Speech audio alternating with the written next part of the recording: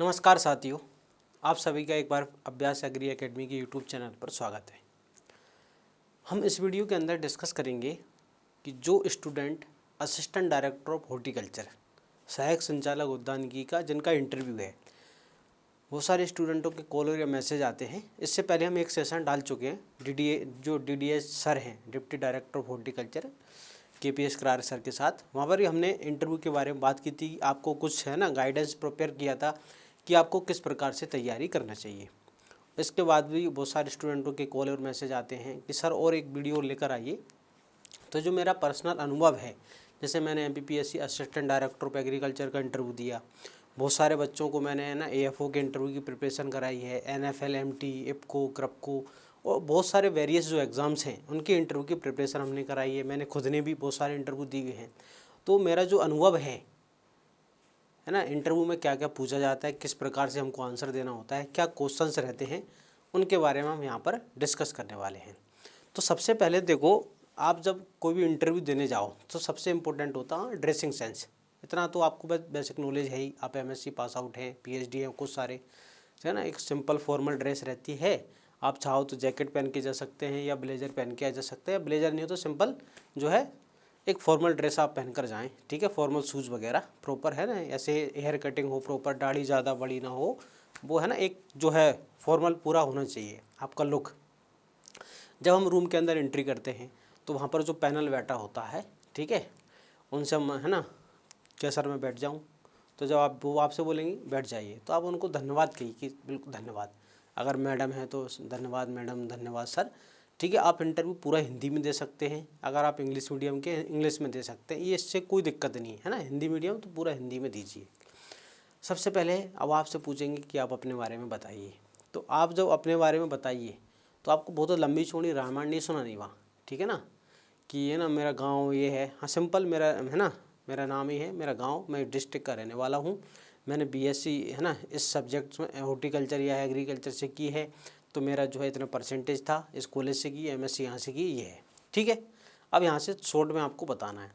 फिर देखो, आप जिस भी है ना डिस्ट्रिक्ट को बिलोंग करते हो तो वहाँ का आपको पूरा नॉलेज होना चाहिए। आप इंदौर को रहते हो है ना, खंडवा, खरगोन, धार, गुना, ग्वालियर है ना, जबलपुर, आप मध्य प्रदेश के किसी भी रीजन में रहते हो, जिस भी जगह पर आप रहते हो वहाँ का आपको नॉलेज होना चाहिए। वहाँ पर आपको एग्रीकल्चर पूरा पता होना चाहिए, एग्रीकल्चर हॉर्टिकल्चर का, कि आपका डिस्ट्रिक्ट का परफॉर्मेंस क्या है, कितना प्रोडक्शन हो रहा है, कौन कौन सी फसलें आपके एरिया में लगाई जाती हैं, ठीक है ना, कौन सा क्रॉपिंग पैटर्न है, क्रॉपिंग सीक्वेंस क्या है, वो सारी चीज़ें। हॉर्टिकल्चर जो है कितने लगाई जाती है, क्या है, क्या आपका ज़िला, ठीक है, जो डिस्ट्रिक्ट वन प्रोडक्ट का कोई है ना एक विशेष उत्पाद बनाता है क्या, उसके बारे में आपको नॉलेज होना चाहिए।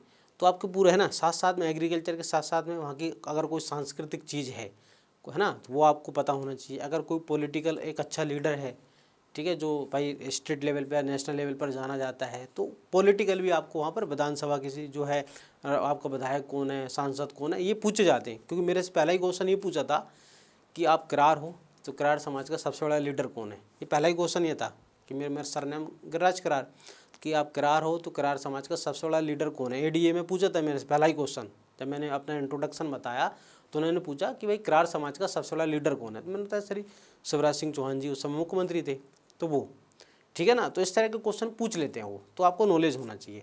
देन इसके बाद आपने जिस है ना टॉपिक के ऊपर जो है थीसिस लिखी है, थीसिस आप एक बार देख लें, एक बार है ना आपका कौन सा टॉपिक था उसको बहुत अच्छे से देख लें कि थीसिस में जो है किस पर रिसर्च की थी, क्या आपने किया था, वो पूछ लेते हैं कभी कभी थीसिस के बारे में।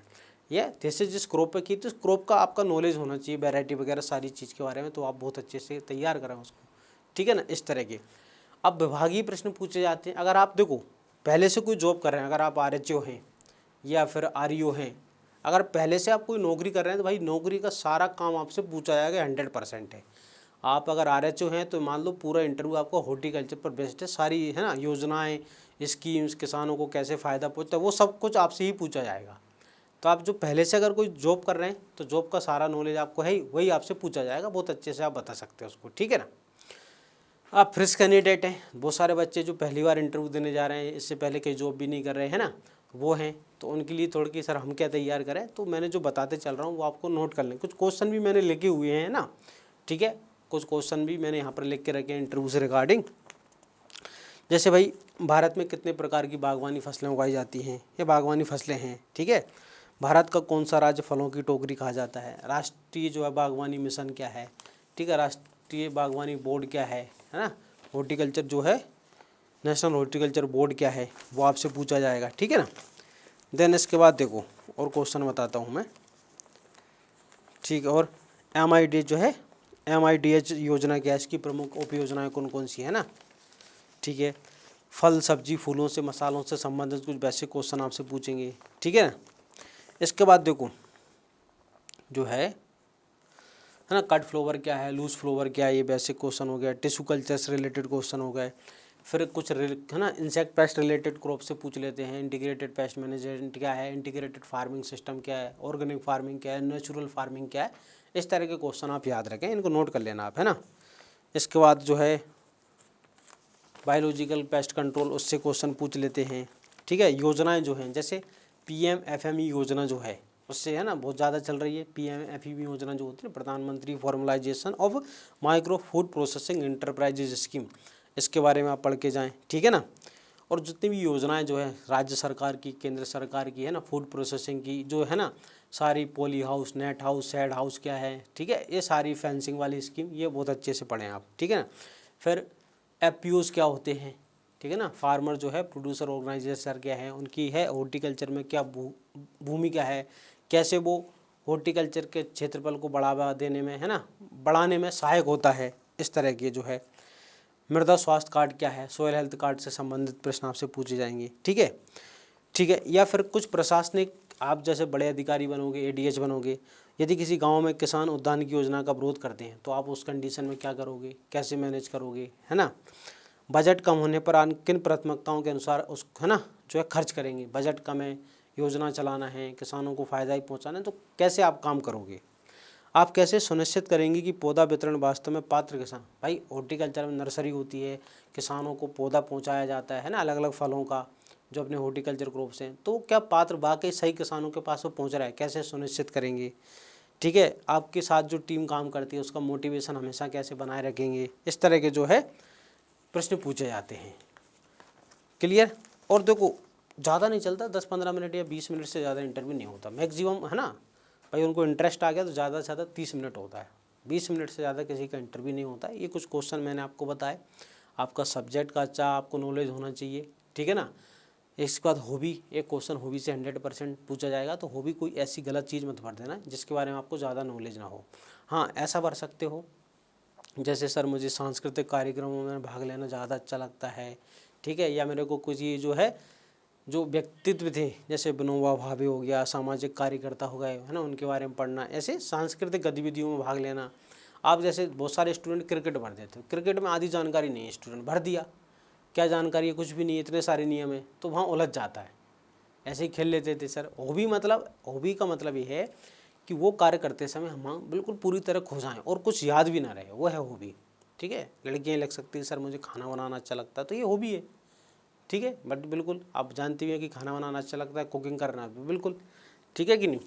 ये सारी चीज़ें, किसी को किताब पढ़ना, आप सबसे अच्छा पता क्या है हॉर्टिकल्चर के हो तो आप ये बता सकते हो सर मेरे को गार्डनिंग बहुत, क्यों आपका सब्जेक्ट ही वही है गार्डनिंग, मेरे को सर बहुत अच्छा लगता है, मेरे को नर्सरी के अंदर गार्डनिंग करना, ठीक है ना, ये मेरे को बहुत अच्छा लगता है इसलिए मैंने हॉर्टिकल्चर लिया है। ये बहुत अच्छा है कि सर इसमें रुचि थी, मैं चाहता था कि एक अच्छा अधिकारी बनकर मैं हॉर्टिकल्चर का जो एरिया है उसको बढ़ाऊँ, कैसे भी लोगों को फ़ायदा पहुँचाऊँ, अलग अलग प्रकार के जो फूड्स हैं क्रॉप हैं उनको किसानों तक पहुँचाएँ, ताकि बहुत सारे किसान आज भी जो है कन्वेंशनल खेती कर रहे हैं, है ना, भाई उनके पास ज़मीन है लेकिन उपज कम हो रही है, पैदावार सही नहीं हो रही, तो हम उनसे उनको हॉर्टिकल्चर क्रॉप जो है एक प्रकार की कैश क्रॉप टाइप होती है, कम एरिया में अच्छा फ़ायदा देती हैं, तो उनको है ना उस योजना का सहायता दिलाकर, अगर वो एरिया ऐसा है कि जहाँ पर हम फ्लावर वगैरह का प्रोडक्शन कर सकते हैं, पॉली हाउस वगैरह, तो ऐसे गुना जो है, गुना का जो गुलाब अभी इतना फेमस हो रहा है, गुना के अंदर गुलाब कि वो विदेशों तक एक्सपोर्ट होना है, ठीक है ना, पेरिस लंदन तक जाएगा। तो कैसे ये विभाग ने इसको मदद की, किसानों को, किसान जुड़े, किसानों ने अच्छा गुलाब पैदा किया, तो एक किसान भाई एक एक पॉली हाउस से कम है ना, एक एक एकड़ के 10-10 लाख रुपए साल के कमा रहा है, तो एक कम ज़मीन में जो है किसान ज़्यादा पैसा कमा पा रहा है। तो ये आप बता सकते हैं कि सर मेरा गार्डनिंग में अच्छी रुचि थी, ये सारे क्वेश्चंस। आई होप जो है आपको मैंने बहुत सारी चीज़ें यहाँ पर डिस्कस कर ली है। अगर आपको फिर भी कोई डाउट आता है तो आप मेरे से संपर्क कर सकते हैं। आपके पास मेरा व्हाट्सअप नंबर होगा ही, ये ठीक है, ये मेरा व्हाट्सअप नंबर है, ठीक है। आप इससे मेरे से कांटेक्ट कर लें आप, ठीक है। और कुछ जानकारी चाहिए तो आपको मैं प्रोवाइड करा दूंगा, बस आप इंटरव्यू की प्रिपरेशन बहुत अच्छे से करें। मिलते हैं हम नेक्स्ट वीडियो के अंदर, तब तक के लिए जय हिंद।